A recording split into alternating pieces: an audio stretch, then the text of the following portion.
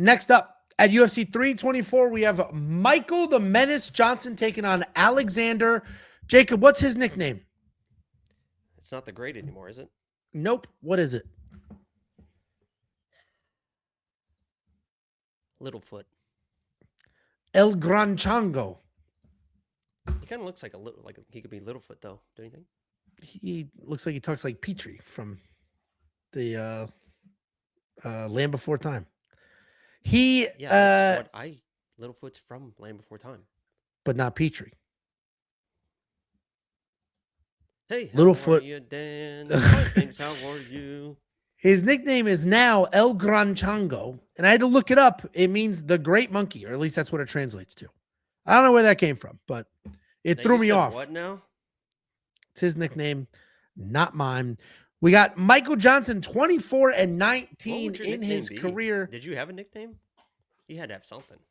They would just call it. Just sounds lame now, but you know, when I was doing as well as I was, and I was on a banner in the school and shit. Bo Deadly. Sounds very lame right now, but Bo Deadly is what they call. I didn't say that shit. They would say it. Let's go, Bo Deadly. We did some racist shit. And then I get, whoa. I had freckles, so I was Sprinkles. And at the time, you didn't realize. I mean, I know it's not like crazy racist, right? But that's not racist. We had Sprinkles, and then I had another friend that was white. We called him Vanilla. We had another friend that was white, but seemed a little bit red at times. We called him Strawberry. But then we had an Indian friend. He was chocolate. What? Chocolate? Yeah. That doesn't even fit. He's chocolate. That's just what he was. Sprinkles. We had Sprinkles, Vanilla, Strawberry, and chocolate. Because he was the closest thing to a black kid at your school? Like, yeah, that doesn't even fit. That was my best friend. Shout out Summa Patel. All right. Michael Johnson, 24-19 in his career. He is on a nice little 3-fight win streak, taking on Alexander Hernandez, 18-8 in his career, 4-1 in his last 5 on a 4-fight win streak. Michael Johnson has been around the block many times over. This guy has fought everybody, a ridiculously long list of former world champions and title challengers. And when you have a career that long and you fight that people at that high of a level, it's astonishing when you look at his actual statistics. This guy has a positive striking differential. He has an occasional takedown or two, but the takedown defense is an impressive 81%. And again, once you factor in the fact that he fought Khabib and he beat Dustin Poirier and he fought Justin Gaethje and he's fought this ridiculous who's who of lightweights over the last 15 years, it is insane what he has done, and it is insane where his statistics lie. And he's coming off the most recent win over a very flat, uninspired Daniel Zellhuber. He's taking on Alexander Hernandez, a well-rounded guy. Miami just doinked the field goal. Oh, you did? Yeah, I said Miami just doinked the field goal. Oh, I didn't hear. I just heard. Idiot. All I heard was doink. Oh, sorry. I just saw Angela made me sign something 2026. I wasn't allowed to call him names. It's a fine every time. $1,000. Just lost $1,000. Become a premium member, please. If you become a premium member, I can still make fun of Angelo. You can pay my fines. Spend the money. For me. Yeah, you can pay my fines for me. I'm literally not allowed to make fun of Angelo. He'll deny it. He'll laugh about it. But it's a real thing. It's like, what was that movie with Sylvester Stallone and Blade, Wesley Snipes, and something man, where they didn't have toilet paper. It was in the future, and you had to like wipe your ass with a shell, and he didn't want to do it, so he went to the machine that fines you every time you curse. He just stood there and said a bunch of curses, and he used the tickets to wipe his ass. Sounds like a dream you'd have on. No, it's an all-time movie. It's an all-time movie with Demolition Man. Wild. Demolition Man, all-time movie. Demolition Man. I take NyQuil almost every night. I just fuck my shit up. Yeah, that's not good. That's why you wet the bed till you were 13. People drinking lean 24/7. Nothing ever bad happens to them. Yeah, nothing ever bad happened to them. Alexander Hernandez, fast, athletic. He's a little undersized for lightweight and a little too big for featherweight. So he's kind of this weird tweener, but he is fast. He is athletic. He has put together a nice little 4-fight win streak with back-to-back knockouts, most recently over Diego Fajeda at Noche UFC. And both of these guys are having a little bit of a career resurgence here. But Alex's, to me, is a little more impressive and carries more weight. If you look at who Johnson has beaten recently, a no longer employed Darius Flowers, a no longer employed Otman Zaitar, and then a Daniel Zellhuber who just showed up and did nothing. Michael Johnson's tough. He's obviously very skilled. He's got a lot going on. But at 39 years old, I'll go with the faster, hits very hard, Alexander Hernandez, good enough wrestling defense to not get taken down. It's going to be a striking match. I actually expect Michael Johnson to have better footwork. I think Alexander Hernandez will be a little faster, have a little more power. And as long as the judges ignore the fact that Alexander Hernandez will be bleeding within the first 4 seconds of this fight, I think he wins. Alexander Hernandez is going to be the pick, and I think minus 152 are solid odds, especially when you look at what the opening odds were at minus 300. Jacob, what do you think? I think IU's about to throw a Hail Mary here, and I hit my bet if they the up by 15 bet. You're the one I played. Damn, they're dominating. I have minus 13. Now they're up 10-0. There's 5 seconds left. They're about to maybe throw a quick out and then kick the field goal, which could be really interesting here. I think that's what they're going to try to do. Nope, he's throwing it long. He's got a man. So, yeah, I think Alexander Hernandez is... I actually like the way he's been fighting. Obviously, he's been fighting the finisher, so it's easy to say that. But you can see that he's definitely taking his time more in fights. Before, he was a young, confident kid who came into the UFC. He thought he was going to dominate. He was talking all this shit to Cowboy and stuff like that. And he really thought that he was going to be able to bully people. Then the 155 wasn't working, so he was like, I'm going to bully people at 145. Then that wasn't working. Then he came back to 155. And now I think he's really becoming the fighter that he needs to become. And that isn't like, I've taken too much damage, as you mentioned. I mean, he just bleeds all over the place and stuff. I can't just get in people's faces.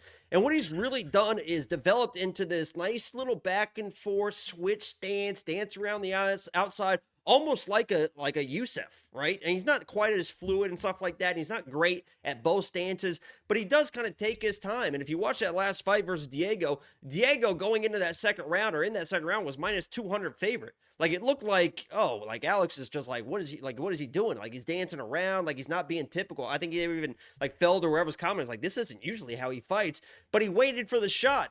Diego was having success, got overconfident, was just chasing a little bit too much. Elbow was there, boom, perfectly timed, and it was beautiful in that right. And I fear the same thing might happen to Michael Johnson because Alex Hernandez is probably going to do the same thing. He's against a dangerous long striker. Like Diego can fight long as well. So I think Michael Johnson's going to come in, look great early, and it's just going to be, is Alex going to be able to find those moments to be able to steal maybe the second, and then the third round's close. Michael Johnson's kind of over, because he has a tendency to kind of overswing at times, especially if he gets getting frustrated and he can't really find Alex, overextend with those big winging shots. That's going to be opportunities for Alex. I've heard it already all week, right? Lock of the week. I always hear who kind of the favorite underdog is. Everyone loves Michael Johnson. I'm going to pick Michael Johnson. I do worry a little bit that Alex can frustrate him. And if Michael Johnson starts over swinging, that's not a good situation. If he just stays long and just stays on the jab, he can win this fight. But I think he's going to start getting frustrated, and we'll see what happens when that happens. He's either going to land the shot or he's going to start whiffing, and Alex is going to find an opportunity. I will note this.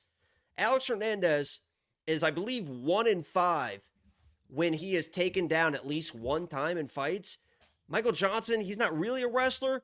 I think he shows some wrestling. I think you get him thinking like, oh no, like I didn't expect wrestling in this fight. You know, Michael Johnson's at Kill Cliff. They saw him in the embedded. He's training with Kamaru and stuff like that. Throw in a takedown. See what happens. I mean, you're a long, lanky guy. You know how to grapple. You know how to wrestle. You've been around the block. And if you can control this guy, we've seen Alex in the past kind of have cardio issues, kind of slow down. So, you know, shoot a takedown. It seems like he has issues if he's getting taken down in fights. So maybe play the analytical game. I'm going Michael Johnson. And we'll see how it plays out the rest of the week. I'm monitoring the odds because it kind of crashed down. Now they're kind of getting a little bit more wide. So, I actually placed an Alexander Hernandez bet today, watching the odds, the line moving tracker, because the odds were he was tightening. I'm like, nice. Alexander started to rebound. I was like, let me go ahead and place it right now. So that is one of the tools and one of the use. Stupid ass camera angle.